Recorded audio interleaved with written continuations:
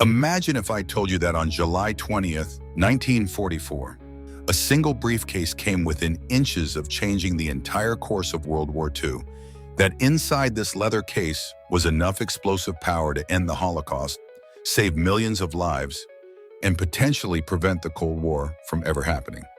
But here's the twist that will blow your mind. The man carrying this briefcase wasn't an Allied spy or a resistance fighter hiding in the shadows.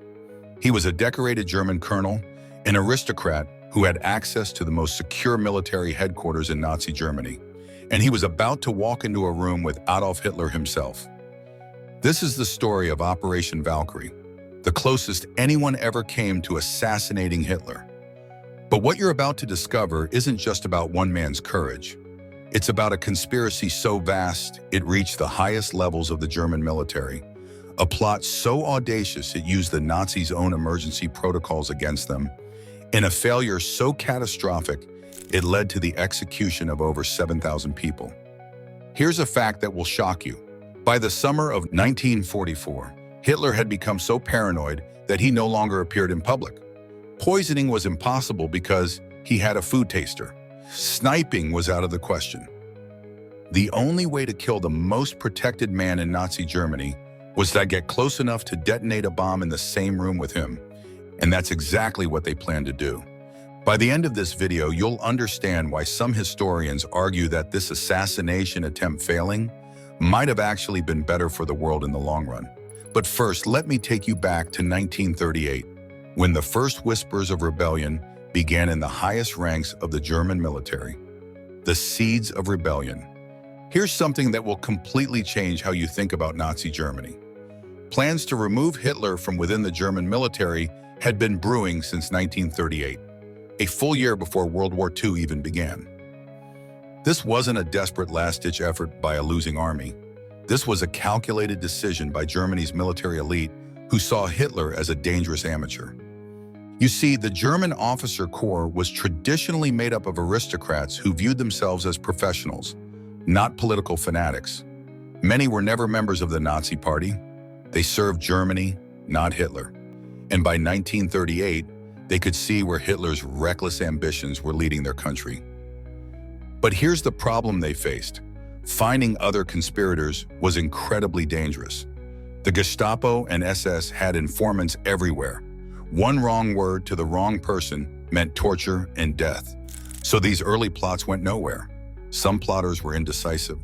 Some plans leaked out, and others just failed. In 1943, there was a bomb placed on Hitler's plane that didn't detonate. Another attempt weeks later in Berlin also failed. Each failure made the next attempt more difficult, as Hitler became increasingly paranoid and security grew tighter. Then enter our protagonist, Claus Schenk, Graf von Stauffenberg. Born into German aristocracy in 1907, he was everything the Nazi propaganda machine celebrated. Tall, handsome, intelligent, and fiercely patriotic. But here's what might surprise you. Stauffenberg was never a Nazi Party member. He was a German nationalist and a devout Catholic who initially supported Hitler's invasion of Poland, not out of Nazi ideology, but from a sense of German patriotism. But something changed in 1942. While serving in North Africa, Stauffenberg witnessed firsthand the systematic murder of Jewish civilians and prisoners of war. The man who had once believed in German superiority began to see the regime for what it truly was, a machine of unprecedented evil. He supported the nationalistic part of Hitler's program, but was horrified by the treatment of Jews and other minority groups. As a Catholic, he believed in the sanctity of human life. The cognitive dissonance was tearing him apart. Then came the moment that would seal his fate. In April 1943, Stauffenberg's vehicle was strafed by a British fighter plane in Tunisia. The attack cost him his left eye, his right hand, and 2 fingers from his left hand. As he lay recovering in a Munich hospital, missing an eye and a hand, this broken soldier made a decision that would echo through history. He was going to kill Adolf Hitler.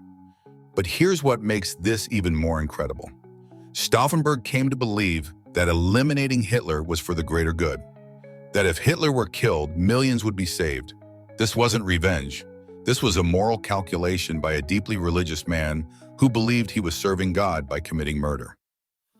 In August 1943, while still recovering from his wounds, Stauffenberg met Major General Henning von Tresckow, one of the original architects of the resistance. Tresckow had been trying to kill Hitler since 1941. When he met the one-eyed, one-handed colonel, he knew he had found someone with both the access and the determination to succeed where others had failed. The conspiracy takes shape. By 1944, the conspiracy had grown into something unprecedented in German history. This wasn't just a military coup, it was a complete shadow government ready to take power. The conspirators included Field Marshal Erwin von Witzleben, General Friedrich Olbricht, and General Ludwig Beck, some of the most respected names in the German military. But here's the genius part that most people don't understand. They weren't just planning to kill Hitler. They had solved the impossible problem of what comes next. You see, the conspirators faced a unique challenge. Members of the SS had taken a personal vow of loyalty to Hitler himself, not to Germany. As long as Hitler was alive, they would fight any coup attempt. The only thing that could break that vow was Hitler's death. So capturing him and putting him on trial wasn't an option. He had to die. But killing Hitler wasn't enough. How do you take control of an entire country in the chaos that would follow? How do you prevent civil war between the regular army and the SS? The answer was provided by Hitler himself. Operation Valkyrie was the name of an actual Nazi emergency plan designed to maintain order in Germany if there was a general civil breakdown. It gave the German Reserve Army, their equivalent of the National Guard, the authority to assume control in all localities if the Nazi Party was unable to maintain order. The conspirators were going to use Hitler's own contingency plan against him. After the assassination, they would announce that the Nazi Party had killed Hitler in an attempted coup, and then activate Valkyrie to restore order. It was brilliant in its simplicity. Picture this: 800,000 SS troops, the most fanatically loyal Nazis in Germany, would suddenly find themselves facing the entire German Home Army, acting under legal authority granted by Hitler's own emergency protocols. But they still needed someone who could get close enough to Hitler to plant a bomb, someone with regular access to the Führer's inner circle. On July 1, 1944, fate intervened. Stauffenberg was appointed Chief of Staff to General Friedrich Fromm, the head of the German Reserve Army, the very man who would have the authority to initiate Operation Valkyrie. This position gave Stauffenberg something no other conspirator had ever possessed: regular, predictable access to Hitler's military briefings. He would be expected to attend meetings at the Wolf's Lair, Hitler's most secure headquarters. Stauffenberg made a decision that would define his legacy. He would deliver the bomb himself. He couldn't trust anyone else to do it properly, and he couldn't risk another failure. But here's a detail that shows just how desperate and determined these men were. Stauffenberg wasn't the only one willing to die for this cause. The conspiracy included multiple volunteers for suicide missions. A 22-year-old lieutenant named Ewald Heinrich von Kleist had volunteered to wear a bomb vest while modeling a new uniform for Hitler. His own father told him that if he didn't take this chance, he would never be happy again in his life. The modeling session was canceled, but von Kleist remained ready to die until the very end. Colonel Rudolf Christoph von Gersdorff had attended an art gallery inspection with Hitler in March 1943, carrying bombs in his coat pockets with 10-minute fuses. He was literally a walking bomb, ready to die alongside the Führer. But Hitler left the gallery 2 minutes early, and von Gersdorff had to frantically defuse the bombs in a bathroom. These weren't just soldiers following orders. These were men who had made peace with their own deaths in service of what they believed was a higher cause. The Wolf's Lair, July 20th, 1944. The location? Wolfschanze, the Wolf's Lair, Hitler's heavily fortified headquarters in what was then East Prussia, now the Polish town of Kętrzyn. This wasn't just any military base. This was a fortress designed to be impregnable, surrounded by minefields, bunkers, and the most elite SS guards in Germany. The Wolf's Lair was chosen for several strategic reasons. First, they could be assured Hitler would be there. He regularly held briefings in what was supposed to be a reinforced bunker. Second, that bunker was an ideal place for a bomb. It was heavily fortified with no windows and only one reinforced door. The blast wave would be contained, amplifying its damage and ensuring Hitler's death. Stauffenberg arrived that morning at 11 a.m., accompanied by Major General Helmut Stieff and First Lieutenant Werner von Haeften. He was carrying a briefcase containing 2 explosive devices, enough firepower to level a city block. The plan was elegant in its simplicity. Stauffenberg would present a status report on the reserve army, place his briefcase as close to Hitler as possible, excuse himself to make a phone call, and then the bomb would detonate, killing everyone in the bunker. But fate began to intervene in the most mundane ways possible. At 11:35 a.m., Stauffenberg excused himself to change his shirt. In a small washroom with the help of Lieutenant Haeften, he began arming the explosives. But here's where the first thing went wrong. They were supposed to arm both bombs, but there wasn't enough time. They only armed one. This cut their explosive power in half. Then came the second deviation from the plan. At 12:37 p.m., when Stauffenberg entered the briefing room to meet Hitler, it wasn't in the underground bunker. Due to the warm weather, the meeting had been moved to an above-ground wooden building with windows and a breeze. Instead of a reinforced concrete chamber that would contain and amplify the blast, they were now in a wooden structure where the explosion could dissipate through windows and thin walls. But Stauffenberg pressed on. Using his hearing damage as an excuse to get close to Hitler, he placed the briefcase under the massive oak conference table as near to the Führer as possible. Picture the scene. Hitler standing over military maps, surrounded by his top generals, completely unaware that death was sitting in a leather briefcase just feet away. Stauffenberg calmly participated in the briefing, waiting for his moment. At 12:40 p.m., Stauffenberg excused himself to take an important phone call, the prearranged signal. He left the room with just minutes before the bomb was scheduled to detonate. But in those crucial minutes, something happened that would alter the course of history. Colonel Heinz Brandt, annoyed by the briefcase blocking his view of the maps, moved it to the other side of a thick oak table leg. That solid piece of wood was now between the bomb and Hitler. At 12:42 p.m., the bomb exploded. The blast was devastating. The walls of the building were blown out, the roof collapsed, and part of the wooden structure caught fire. The explosion could be heard for miles. Stauffenberg, watching from outside, saw the destruction and was convinced that no one could have survived. He was wrong. Hitler emerged from the wreckage with his hair singed, his pants shredded by splinters, and some damage to his arm. But he was alive. The oak table leg and the wooden construction that allowed the blast to dissipate had saved his life. One stenographer was killed instantly, and 4 of the 20 other people in the room later died from their wounds. But no senior Nazi officials were killed. Stauffenberg, convinced Hitler was dead, jumped into a car and headed for the airplane that would take him back to Berlin, where Operation Valkyrie would be initiated. The coup that almost worked. Here's what most people don't realize. For several hours, the coup actually succeeded. Stauffenberg flew back to Berlin and immediately contacted General Olbricht, who had been waiting for confirmation of Hitler's death. Without waiting for General Fromm's authorization, Olbricht activated Operation Valkyrie. Across the German Reich, reserve army units began receiving orders to arrest SS officers and secure key installations. In Paris, the military commander arrested 200 SS and Gestapo officers. In Vienna, Prague, and other major cities, the shadow government began taking control. For a few precious hours, it looked like the conspiracy might actually work. But then came the phone call that shattered everything. General Keitel contacted General Fromm directly to inform him that Hitler was alive. Fromm, who probably knew about the plot but wasn't actively involved, suddenly found himself in an impossible position. He confronted Stauffenberg and the other conspirators, demanding they surrender. Instead, they put him in a prison cell and continued with the coup. But the damage was done. Word began to spread that Hitler had survived. Local commanders who had been following Valkyrie orders began to hesitate. Some refused to continue arresting SS officers. Others demanded confirmation from Berlin. The conspiracy began to unravel. By evening, Joseph Goebbels had arranged for Hitler himself to speak on German radio.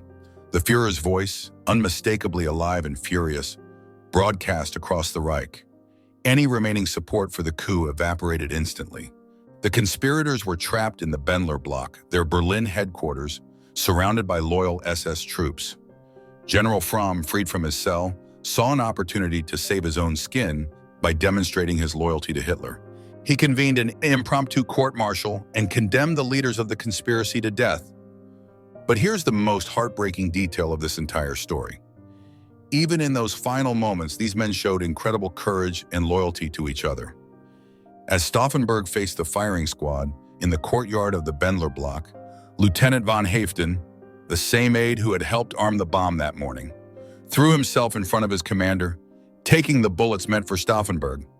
Stauffenberg was third in line to be executed, but von Haften's sacrifice meant he died knowing that someone was willing to give their life for him, just as he had been willing to give his life for Germany. General Beck was given the option to commit suicide but botched the attempt. A sergeant had to finish the job. Stauffenberg's last words were reportedly, "Long live free Germany." But the executions at the Bendler block were just the beginning of Hitler's revenge. The terrible reckoning, what followed was one of the most brutal purges in Nazi history. Hitler was furious and more paranoid than ever. The Gestapo began arresting anyone and everyone who had any association with the conspirators. But here's what makes this even more horrifying. The Gestapo used the assassination attempt as an excuse to arrest pretty much anyone they had an issue with. If you had ever criticized the regime, if you had connections to the old German aristocracy, if you were simply someone the Nazis didn't like, you could be swept up in the investigation. Over 7,000 people were arrested in connection with the assassination attempt. Almost 5,000 were executed. The executions were particularly cruel and designed to send a message. Many conspirators weren't shot or hanged quickly. Instead, they were slowly strangled with piano wire suspended from meat hooks. The agony was prolonged deliberately. And here's perhaps the most disturbing detail. Hitler had these executions filmed so he could watch them for entertainment at his leisure. Stauffenberg's brother Berthold was one of 8 conspirators executed by slow strangulation in Plötzensee prison in Berlin. The entire execution was filmed for Hitler's viewing pleasure. Even General Fromm, who had executed the immediate conspirators to demonstrate his loyalty, was eventually arrested and executed. The fact that he had killed the plotters so quickly was seen as evidence that he was trying to eliminate witnesses who could testify against him. The purge reached even the most famous names in the German military. Field Marshal Erwin Rommel, the legendary Desert Fox, was given a choice: face trial for treason or commit suicide and have his family spared. He chose suicide, taking poison in his staff car. General Henning von Tresckow, one of the original architects of the Pont, had been sent to the Eastern Front when news of the failed assassination broke. Rather than face capture and torture, he killed himself with a hand grenade. But here's what's remarkable. Most of the people involved in the plot didn't try to escape or deny their guilt. They faced their deaths with dignity, convinced that history would vindicate them. Before he took his own life, Tresckow told another member of the German resistance, "The whole world will vilify us now, but I am still totally convinced that we did the right thing." Hitler is the arch enemy not only of Germany, but of the world. When in a few hours' time, I go before God to account for what I have done and left undone, I know I will be able to justify what I did in the struggle against Hitler. The aftermath and legacy. The failed assassination attempt had consequences that extended far beyond the immediate executions.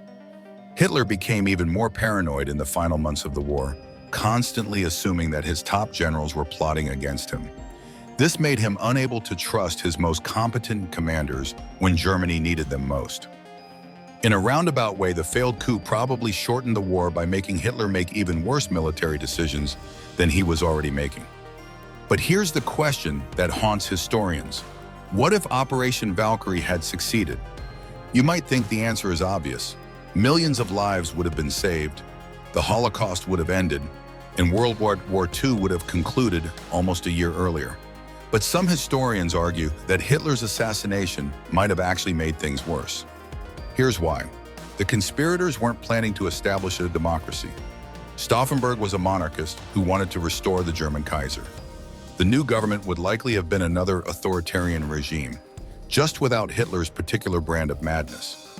More importantly, the conspirators believed they could negotiate with the Allies to preserve Germany's pre-1939 boundaries and avoid the punishing reparations that followed World War I. But the Allies had already demanded unconditional surrender. something no German government would have accepted. This could have led to a chaotic collapse of German forces, potentially allowing Stalin's Soviet Union to occupy far more of Europe than they actually did. Instead of an iron curtain dividing Europe, we might have had an iron continent under Soviet control.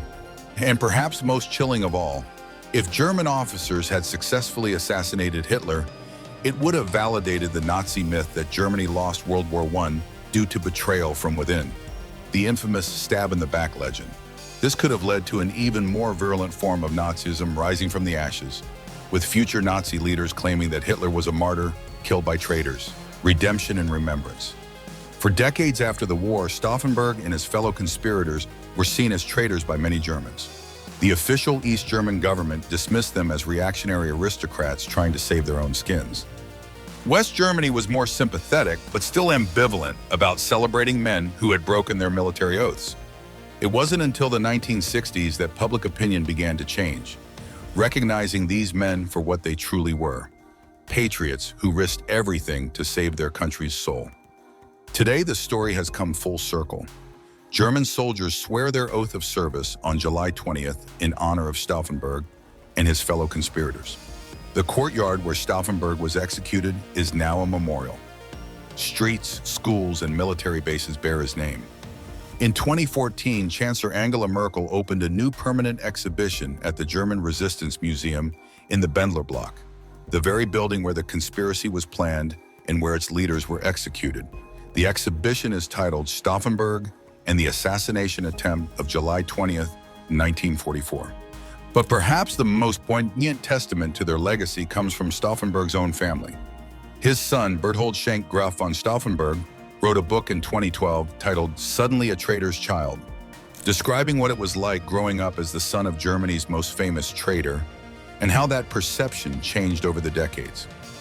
The children of the conspirators lived with the stigma for years, but they also lived to see their fathers transform from traitors into heroes.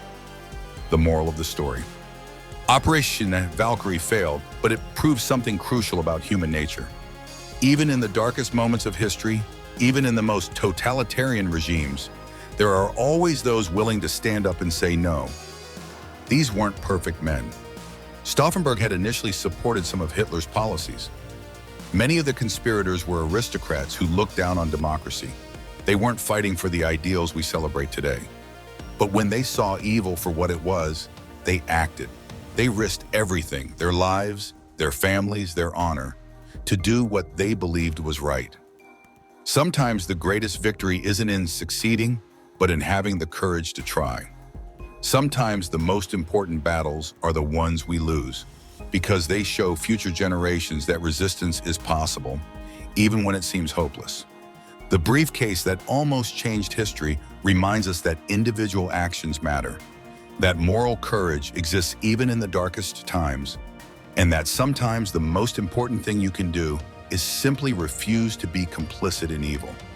Today, when we face our own moral challenges, when we see injustice and wonder whether one person can make a difference, we can remember Claus von Stauffenberg and his briefcase. We can remember that throughout history, the most important changes have often come from individuals who decided that some things are worth risking everything for. What do you think?